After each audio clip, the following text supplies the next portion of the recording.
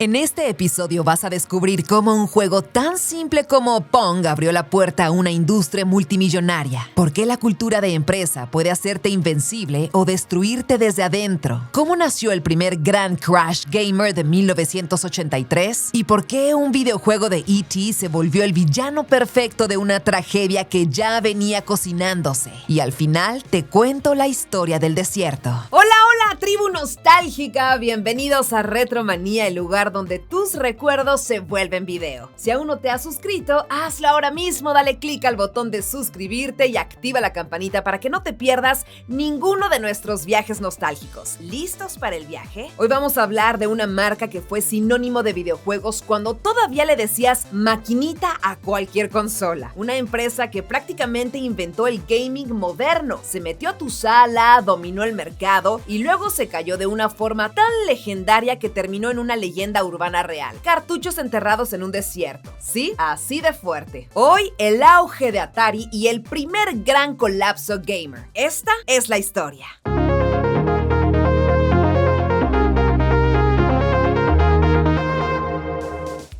De todo, cuando jugar era cosa de laboratorio y de bares. A ver, tribu nostálgica, hoy vivimos en una época donde un juego sale, se actualiza por internet y si tiene bugs dices, lo resuelven. Pero en los 60s y 70s los videojuegos eran casi ciencia ficción. En 1962, en universidades y laboratorios ya existía Space War, uno de esos primeros videojuegos que corrían en mainframes enormes. Y ahí entra nuestro personaje principal, Nolan Bushnell, un estudiante de ingeniería eléctrica que vio a sus compañeros clavados horas con una guerra espacial pixeleada y pensó, si eso los tiene así, imagínate algo más sencillo, más directo, más de bar. Porque sí, el sueño no era solo hacer arte, era meter el juego donde estaba la gente, bares, salones, lugares donde se te iban las monedas. Su primer intento comercial fue Computer Space en 1971.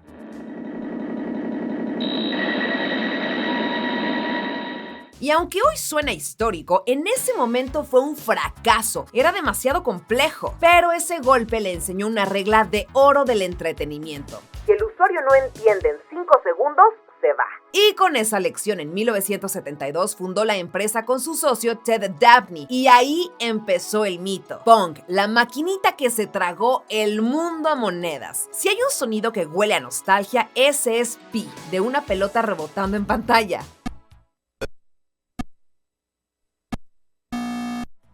Pong nació como una idea simple, inspirada en el tenis de la Magnavox Odyssey. Atari no tenía lana, no tenía ejército, tenía ingenio, picardía y un solo objetivo, que el juego fuera barato, adictivo y entendible. Contratan a Alan Alcorn y prueban un prototipo en un bar. 2 semanas después, el dueño llama porque se descompuso. La realidad, se llenó de monedas y ya no podía funcionar. O sea, el primer problema fue el mejor síntoma del mundo. A ver, piensa esto, en esa época, la diversión en bares eran pinballs, la rocola, probablemente el billar, y de pronto llega una pantalla con 2 barras y una pelotita que te hacía sentir competitivo. Y listo, el videojuego dejó de ser experimento y se volvió cultura popular. Y aquí es donde te pregunto, ¿tú qué hubieras sentido al ver Pong por primera vez? ¿Magia, risa o eso es un juego? Déjamelo en los comentarios. Del arcade a tu sala, nació la consola bajo la tele. Atari no se conformó con dominar bares. El gran movimiento fue, ¿y si lo llevamos a casa? Y así la idea de la consola doméstica se vuelve masiva. Entra la Atari 2600, la Atari VCS, con joystick, cartuchos y el concepto de compras el aparato una vez y luego compras los juegos. Eso hoy es normal, pero en los 70s era revolucionario completamente. Fue como inventar Netflix sin internet, un sistema que te prometía entretenimiento infinito pero en cajitas de cartón. En ese camino, Atari también se volvió un símbolo de oficina creativa antes de que eso estuviera de moda. Llegó a pasar por ahí Steve Jobs trabajando en proyectos como Breakout. Y los relatos de la oficina parecen chiste, pero eran reales. Ambiente hippie, programadores genios, fiestas legendarias, libertad creativa. Esa vibra fue parte del ADN de lo que después se idealizó como Silicon Valley. Y aquí viene el punto clave de este episodio. Atari no solo vendía juegos, vendía una cultura. Esa cultura fue su gasolina completamente y más adelante su bomba. El giro, cuando entra el traje y se apaga la magia. Atari creció tanto que necesitaba capital y ahí viene el momento decisivo, la venta a Warner Bros. En 1977. Y aquí, tribu nostálgica, pasa lo que pasa en muchísimas historias empresariales. Una compañía creativa se topa con un corporativo que quiere números, control, disciplina y resultados inmediatos. Llega Ray Kassar como directivo, ve una oficina de nerds sin horarios estrictos, con fiesta, con libertad y decide convertir todo en una fábrica. Más reglas, menos reconocimiento, menos paciencia. Y el problema, en videojuegos el producto no sale de una línea de ensamblaje, sale de una mente creativa. Y aquí nace un monstruo que cambia todo, Activision. Activision presents Mega Mania, a new video game for your Atari video computer system. 1, 2, 3, 4, Mega! 4 programadores clave se van, hartos de que no se les diera crédito ni condiciones y montan una empresa nueva. O sea, Atari empezó a perder talento y sin talento, en una industria joven, te vuelves vulnerable. El pico de gloria y la trampa de las prisas. Aún con ese caos interno, Atari tuvo un segundo aire gracias a un golpe maestro: licenciar y llevar a casa Space Invaders. Fue una locura. La gente compraba la consola por ese juego.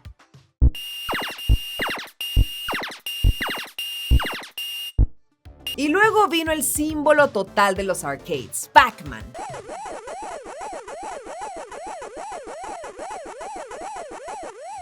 Atari lo sacó, pero su consola tenía limitaciones. Aún así, vendió muchísimo por marketing. Y aquí se sembró otra semilla del desastre. Vender millones no siempre significa ganar prestigio. Si tu producto deja sabor de "me vendieron algo chafa", pierdes completamente la confianza. Ahora súmale esto: Atari no patentó de forma blindada su sistema de cartuchos y cualquiera podía sacar juegos. Resultados: saturación. Juegos mediocres, clones, cajas por todos lados, calidad irregular y el consumidor confundido. ¿Te suena familiar, no? Como cuando hoy hay 1000 juegos iguales en las tiendas digitales y dices, ¿cuál vale la pena? Si te está gustando este viaje al origen del gaming, suscríbete a Retromanía y activa la campanita, porque aquí no solo recordamos, te cuento la historia completa con contexto, cultura pop, curiosidades y esas leyendas que sí fueron reales. Contenido retro semanal, tribu nostálgica. E.T., el villano perfecto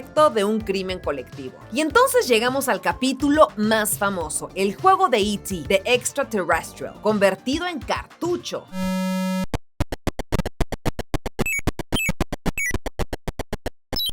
La idea era fácil, la película era el mega hit del momento y querían el juego listo para Navidad. Pagaron una fortuna por la licencia, pero dejaron poquísimo tiempo para el desarrollo, semanas, cuando lo normal eran meses. El resultado fue pues lo que pasa cuando haces todo con prisa, un juego frustrante, lleno de fallas y que no cumplía con la promesa. Pero ojo, tribu nostálgica, porque E.T. no mató solo a Atari, E.T. fue el símbolo, la gota final, el meme antes de que existieran los memes. El problema real era la mezcla explosiva de cultura corporativa que expulsó talento, saturación brutal de juegos mediocres, marketing inflando expectativas, producción masiva sin medir demanda, había por ahí consumidores perdiendo completamente la confianza y así llegó el golpe histórico. La crisis del videojuego de 1983. El primer gran colapso gamer. Ventas desplomadas, campañas quebrando, estanterías llenas de cartuchos que nadie quería. ¿Te imaginas entrar a una tienda y ver montañas de juegos y que la gente dijera, ya los videojuegos fueron moda, ya pasó? Porque eso pasó. Por un momento parecía que el gaming se iba a quedar como un juguete pasajero. La leyenda urbana que fue real. El desierto. Y ahora sí, la historia que parece creepypasta retro. Durante años se decía que Atari había enterrado cartuchos de E.T. en el desierto. Sonaba a chisme exagerado, hasta que se confirmó que sí se tiraron copias en un vertedero en Álamo Gordo, Nuevo México. El nivel de vergüenza fue tan grande que preferían esconderlos bajo la tierra. Eso es cine, eso es mito,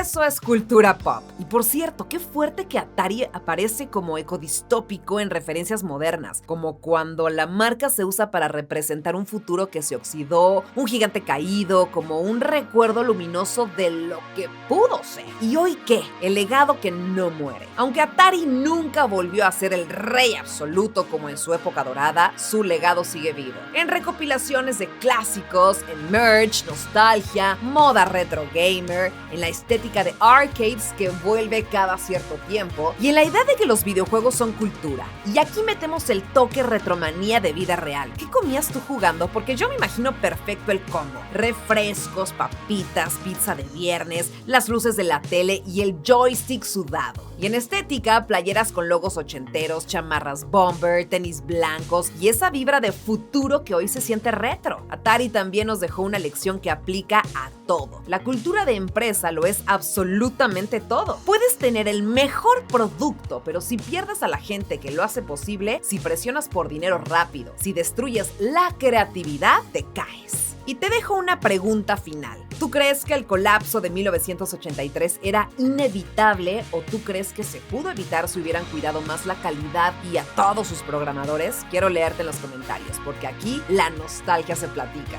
Y así, Tribu Nostálgica fue como un imperio de píxeles subió al cielo y se estrelló de forma histórica. Pero también fue el inicio de algo enorme, porque después del crash, la industria se reacomodó, llegaron nuevas reglas y otros gigantes tomaron el trono como Nintendo con la Nintendo Entertainment System y el gaming ya nunca volvió a ser una moda. Si te gustó este episodio, suscríbete a Retromanía y activa la campanita para que no te pierdas el contenido retro semanal. Aquí vamos a seguir desempolvando historias que no solo te dan nostalgia, también te explican por qué el mundo es como es hoy. Nos vemos en el próximo viaje, Tribu Nostálgica.